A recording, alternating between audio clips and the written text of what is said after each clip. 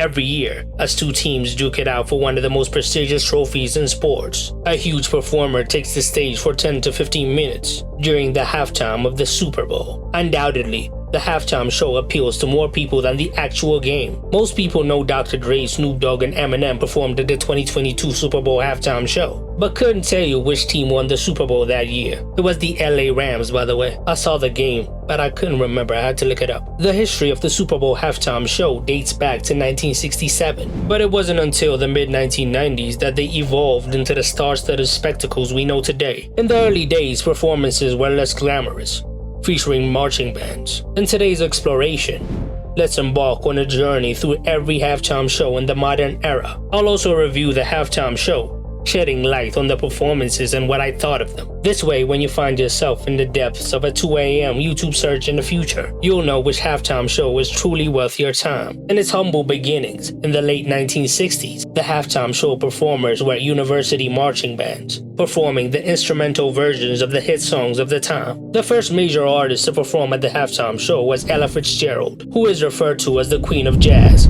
when she performed at this ceremony in 1972. In the following years, different marching bands continued, along with different entertainers like George Burns, Mickey Rooney, and Chubby Checker. Nothing major. In 1989, halftime at the Super Bowl was headlined by Elvis Presley, an Elvis impersonator. He took center stage despite Elvis Presley having passed away just over a decade earlier, performing a blend of birthday party magic tricks and singing. Presley's most notable feat was singing without syncing his mouth to the lyrics. It was a joke of a performance. Moving on to 1990, the halftime show featured mascots from the TV show The Peanuts, Charlie Brown and Snoopy. It was made for children. It was better than Elvis Presley, but still not good.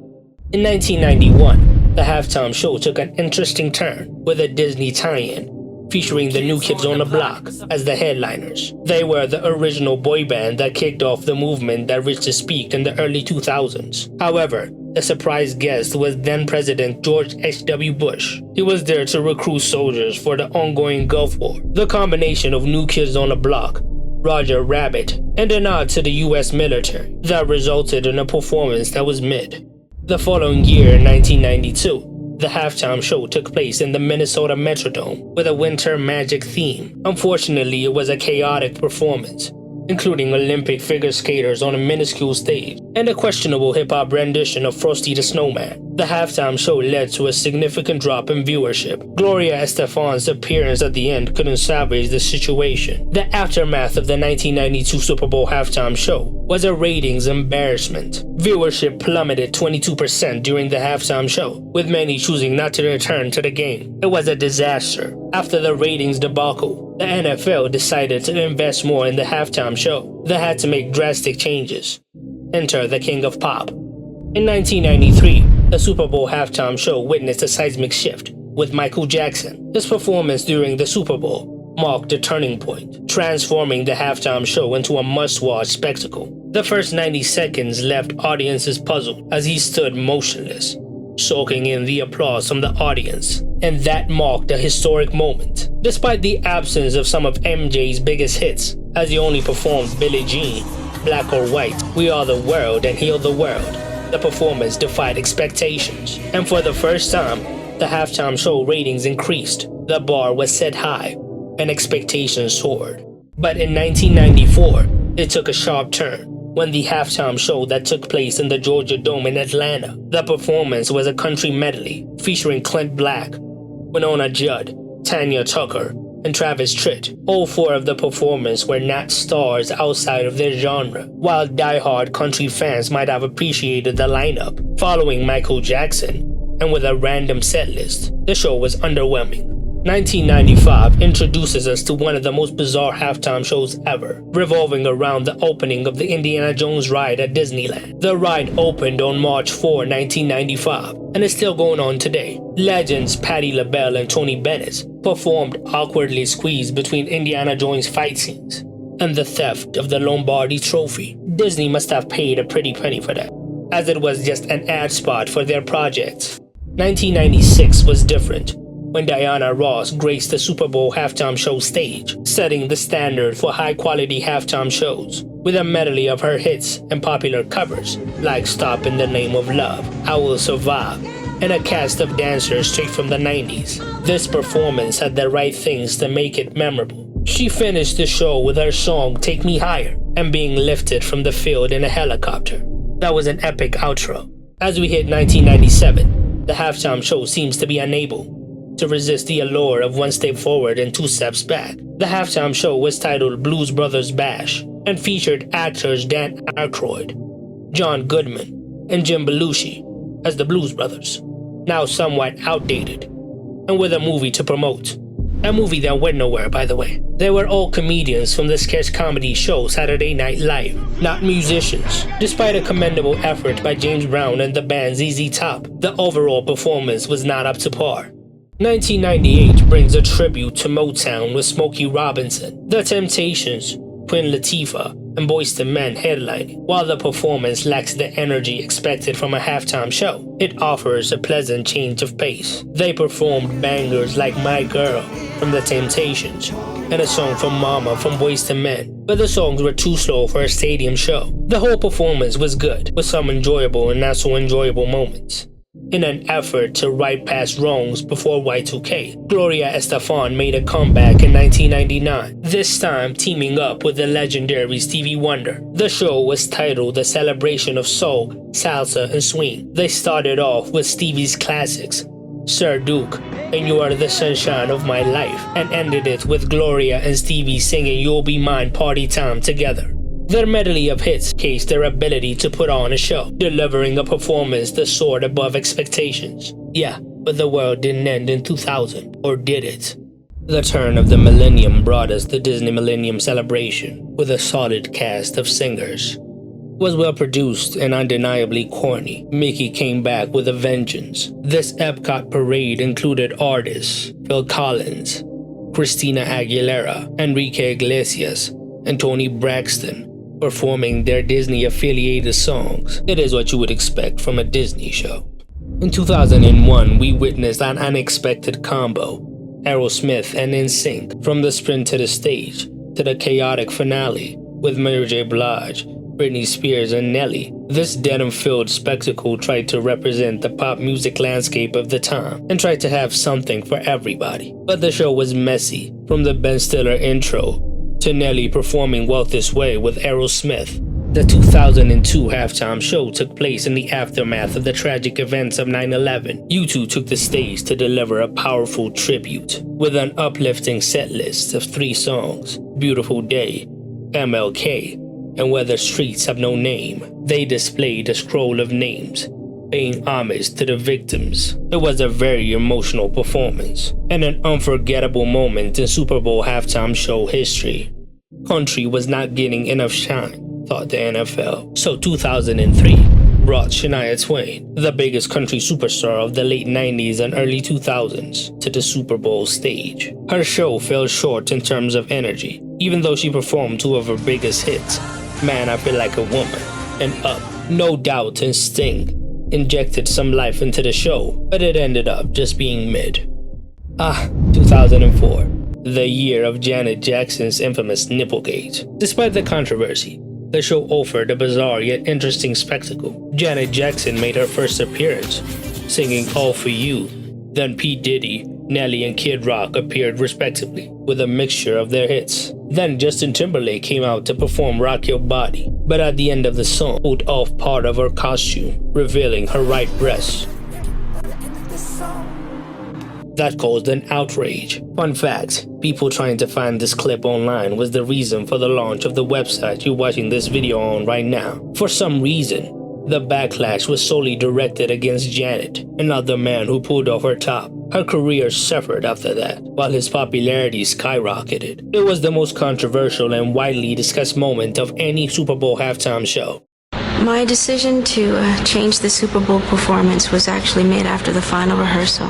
After the controversy, the NFL would play it safe for a couple of years. In 2005, Sir Paul McCartney took the stage, providing a halftime show with a safe and clean performance. He performed with Beatles hits Drive My Car and Get Back, Live and Let Die from his career with The Wings, and ended his performance with Hey Jude, which was a song made for a big stadium, while lacking in special guests and theatrics. It was a cool concert from a rock legend. In 2006, the Super Bowl stayed on the safe side with another classic rock act, the Rolling Stones. They performed Start Me Up, Rough Justice, and I Can't Get No Satisfaction. Even though the choice was considered safe, the band got into it with the NFL because of this song lyrics, and the NFL imposed a 5-second delay and censored lyrics considered too sexually explicit, despite being somewhat a mummy act and only featuring 3 songs. It was a decent show. In 2007, Prince delivered what many consider the pinnacle of halftime shows. The show kicked off with a bang, as Prince opened with a rendition of We Will Rock You. The electrifying energy from the very start set the tone for what's to come. One of the most memorable moments came during Prince's performance of Purple Rain. The performance featured an act of God when the heavens opened up and started raining. It was perfection, easily an S-tier performance. In 2008, they went back to the trend of old rock bands when the halftime show was headlined by the legendary Tom Petty and the Heartbreakers. They took center stage, opening the show with their timeless classics. Their medley included American Girl, I Won't Back Down, Free Fallin', and Running Down a Dream. It was another good performance. In 2009, they continued their trend of choosing rock legends when they picked Bruce Springsteen and the E Street Band. They brought a level of energy to the stage in 2009 that surpassed expectations. Bruce sliding across the stage on his knees became an iconic image for this halftime show. The crowd interaction, combined with their timeless hits, made for a halftime show that felt like a party. It was a great performance. In 2010, the halftime show continued to be rock-centric, with The Who named as the headlining act. They took the stage, performing classic hits like Baba O'Reilly and Who Are You, which should have worked in a stadium, but didn't somehow. Their tired performance marked the end of an era for edging rockers at the Super Bowl. The 2011 halftime show was weird, as the NFL took a 180 turn. From old rock stars to current artists, Black Eyed Peas had dominated 2009 and 2010 on the charts. That landed them a spot as headliners for the 2011 Super Bowl halftime show. BEP didn't hold back, delivering a medley of their biggest hits, including Boom Boom Pow and Let's Get It Started. The NFL didn't want to live out their old demo though, so Slash came out to perform Sweet Child of Mine. Usher made his first appearance on the halftime show, performing OMG with will.i.am. BEP are not the greatest performance, so the show was carried by lights and pyrotechnics. In 2012, Madonna kicked off the golden age of halftime shows. She brought her legendary presence to the show, delivering a medley of her greatest hits, seamlessly transitioning from Vogue to music. It was a real spectacle. In order not to leave out the new generation, even LMFAO made it to the stage, performing Party Rock Anthem with her. She also brought out special guests Nicki Minaj and MIA to perform Give Me All Your Lovin'. Even CeeLo Green made an appearance to close out the show with Open Your Heart, Express Yourself, and Like a Prayer. As far as halftime shows go, this was great. Beyoncé took center stage in 2013, delivering one of the greatest halftime shows ever. She kicked off the show with a jaw-dropping entrance, followed by her powerful walk to the center of the stage to perform Crazy in Love. She also surprised fans with the long-awaited Destiny's Child reunion. Kelly Rowland and Michelle Williams joined Beyoncé to perform Bootylicious and Single Ladies. Beyond the music and choreography, Beyoncé treated the audience to amazing visuals and closed out the show with a beautiful performance of Halo. With intense choreography, a surprise Destiny's Child reunion, incredible vocals, and incredible visuals, it was an S-tier performance. The pop star takeover continued when Bruno Mars was chosen to headline the 2014 Super Bowl halftime show. It was earlier on in his career, but he was ready to grab the opportunity by the neck. He absolutely killed it, performing his early hits, being aided by his drum set. He wasted no time getting into the hits, seamlessly transitioning from one chart topper to another, performing Billionaire, Locked Out of Heaven, Treasure, Runaway Baby, and Just the Way You Are. The Red Hot Chili Peppers made a cameo to perform Give It Away with him. effortlessly commanded the stage, proving why he would be a force to be reckoned with in the music industry. 2015 was headlined by another huge pop star, Katy Perry. Her show marked a shift toward full-on spectacles. Kicking things off in style, Katy Perry made a memorable entrance on a colossal golden lion, performing Roar. She then proceeded to sing Dark Horse, with 3D models on the field, creating visuals. Then she was joined by Lenny Kravitz to perform I Kissed a Girl for some reason. She then performed Teenage Dream and California Girls. Then the surprise guest Missy Elliott came out to perform 3 songs, Get Your Freak On, Work It, and Lose Control. She ended the show with a powerful performance of Firework, with fireworks going off. Katy Perry delivered an amazing, vibrant halftime show that I think about from time to time. In 2016, for the 50th Super Bowl, the halftime show was headlined by Coldplay. They performed their big hits, Yellow, Viva La Vida, Paradise, and Adventure of a Lifetime. The show was nothing special, as it suffered from being performed in daylight. But Bruno Mars and Beyoncé stole the show, with performances of Uptown Funk and Formation, and turned it into a dance-off. Beyoncé sparked controversy with her performance. Some people were mad because of her nod to the Black Panthers. Her outfit was also a callback to Michael Jackson's 1993 halftime show. Remember, earlier in the video? To end the show, all of them came together to cap off an amazing halftime show.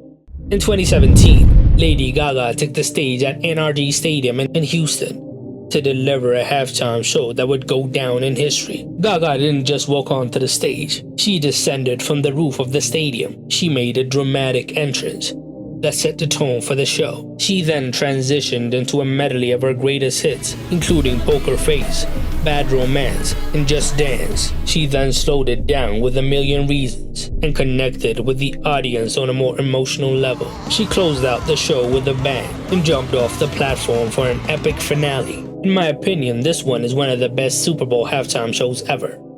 The 2018 halftime show was headlined by Justin Timberlake. It was his 3rd time performing, first with NSYNC and next with Janet Jackson. He kicked off the show with his single Filthy and then performed his greatest hits, including Sexy Back, Cry Me a River, and Mirrors, ending with his 2016 hit Can't Stop the Feeling. In the middle, he performed a tribute to Prince because the Super Bowl was held in Minneapolis, Prince's hometown, and he had just passed away in 2016. Justin kept us safe and delivered a mid-halftime show that lacked the spark of previous performances.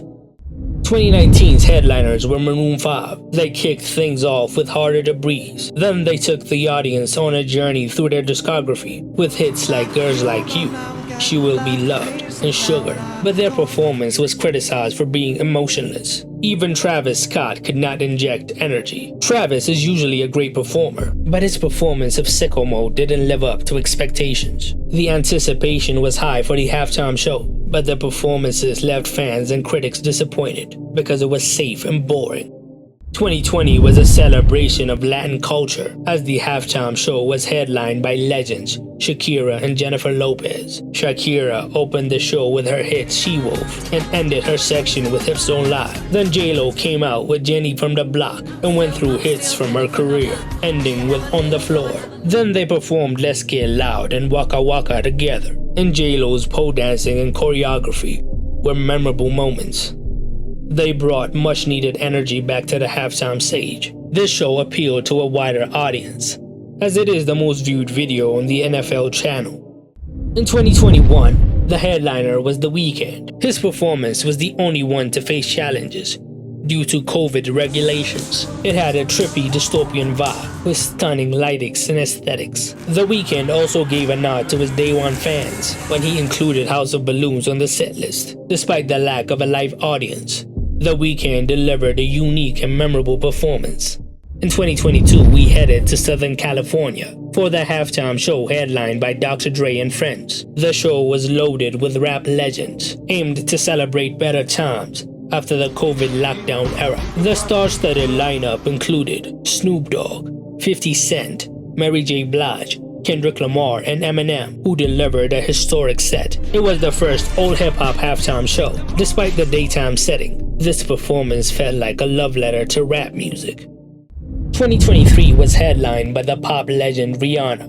Anticipation was through the roof as fans eagerly awaited the comeback of the icon. During the show, her movement was limited because she was very pregnant, but she was accompanied by energetic background dancers in Fenty hazmat suits. She also performed on impressive floating platforms, and her swag was on 1,000. While the show seemed content with Rihanna's star power, it lacked a bit of variation. Nevertheless, the overall performance, which doubled as the most expensive pregnancy reveal, was a great and memorable halftime show performance. In 2024, the Super Bowl took place in Sin City, and the halftime show was taken over by Usher. He is the king of R&B and a phenomenal live performer. He started off the show with My Way and went through his catalog of hits. He performed Caught Up, Love in This Club, Confessions Part 2, and OMG. He also had guest performers like Alicia Keys, who came out to perform If I Ain't Got You and My Boo, and her, who performed You Got It Bad with him. But the biggest guest performer was Lil Jon, who performed Turn Down for What and contributed to the hype finale of Yeah. It was a great R&B centric show. The Super Bowl halftime show has evolved from its humble beginnings to become a global phenomenon. It is a cultural event, and performing on it has become a life goal for artists. What is your favorite halftime show performance? Tell me in the comments below.